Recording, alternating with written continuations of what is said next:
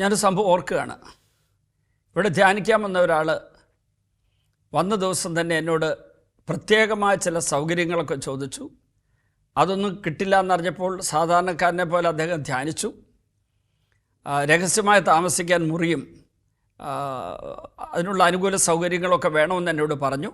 പക്ഷേ ഞാൻ അതൊന്നും തയ്യാറായില്ല. അദ്ദേഹത്തിൻ്റെ സാധാരണക്കാരുടെ കൂടെ ഒരു പ്രൈവറ്റ് റൂം കൊടുത്തു. അദ്ദേഹം അവിടെ ടി വിയിലൂടെ ആ പ്രോഗ്രാം പങ്കെടുക്കുന്നു.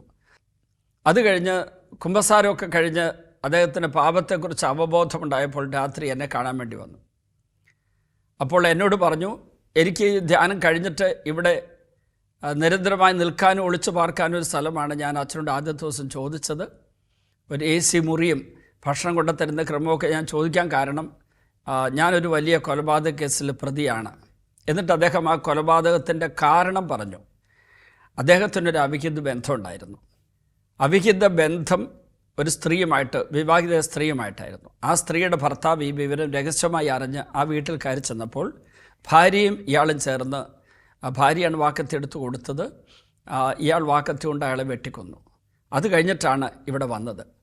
അന്ന് രാത്രി അയാൾ എന്നോട് പറയുന്നു, എൻ്റെ പാപത്തിൽ നിന്ന് അങ്ങനെ ഓടി ഒളിക്കാനായിട്ട് എനിക്കിന് പറ്റില്ല, ഈ പാപം എന്നെ വേട്ടയാണ്, അതുകൊണ്ട് ഞാൻ സറണ്ടർ ചെയ്യാൻ പോവാണ്. ഞാൻ പറഞ്ഞു, തീർച്ചയായിട്ടും സറണ്ടർ ചെയ്യണം. അങ്ങനെയുള്ള കൊലപാതക കേസിൽ പ്രതി ഒരാളെ ഒളിപ്പിക്കാൻ നമുക്ക് പറ്റില്ല. അയാൾ പിറ്റേ ദിവസം തന്നെ പോലീസിൽ പോയി ഹാജരായി വിവരമൊക്കെ പത്രത്തിൽ പിന്നീട് വരികയും ചെയ്തു. പിടികൂടിയ കാര്യമൊക്കെ പത്രത്തിൽ വരികയും ചെയ്തു. ഇയാൾ എന്നോട് പറഞ്ഞ ഒരു കാര്യം ഇപ്പം നിങ്ങളോട് ഞാൻ പറയുന്നത്, ഹെറോദോസ് രാജാവിനെ പോലെ തന്നെ തൻ്റെ ജഡിക ദുർമോഹങ്ങളുടെ മേൽ അടയിരിക്കുന്ന ഒരാളാണ്. അവിഹിത ബന്ധങ്ങളിൽ മടിയില്ലാത്ത ആളാണ്. ജീവിത പങ്കാളിയോടും മക്കളോടും ദൈവത്തോടും തൻ്റെ ജീവിതാന്തസ്സിനോടൊക്കെ അവിശ്വസ്ത പുലർത്തിയ ആളാണ് ഹെറോദോസ് രാജാവിനെ പോലെ തന്നെ. അതുകൊണ്ടാണ് ഒരു കൊലപാതകത്തിൽ ചേർന്നത്.